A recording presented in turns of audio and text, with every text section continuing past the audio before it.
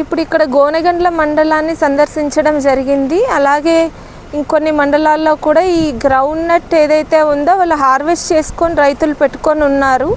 అయితే అది ప్లక్కింగ్ ఇంకా చేయలేకపోయారు, సీడ్ ప్లక్కింగ్. ఈలోపు వర్షాల వల్ల డ్యామేజ్ జరిగింది.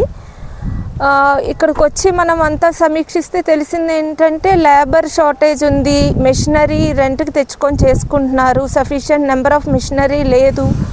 కాబట్టి వాళ్ళు టైమ్లీ యాక్షన్ తీసుకోలేకపోయారు. ఆర్ఎస్కే నుంచి ఎప్పటికప్పుడు అడ్వైజరీస్ ఉన్నాయి, కానీ కొంత లాస్ జరిగింది. మనం ఇన్సూరెన్స్ కంపెనీస్కి క్లెయిమ్ సబ్మిట్ చేసి వీలైనంత వరకు క్లెయిమ్ వచ్చే విధంగా, కవర్ అయ్యే విధంగా ప్రయత్నాలు చేస్తాము. అలాగే ఇప్పుడు ఈ ఫార్మర్ గ్రూప్స్ కింద చేసి వీళ్ళకి మిషనరీ సపోర్ట్ ఏ విధంగా ఇవ్వగలం సబ్సిడీతో, ఇవన్నీ కూడా నేను ఎంఈఓ గారికి చెప్పాను.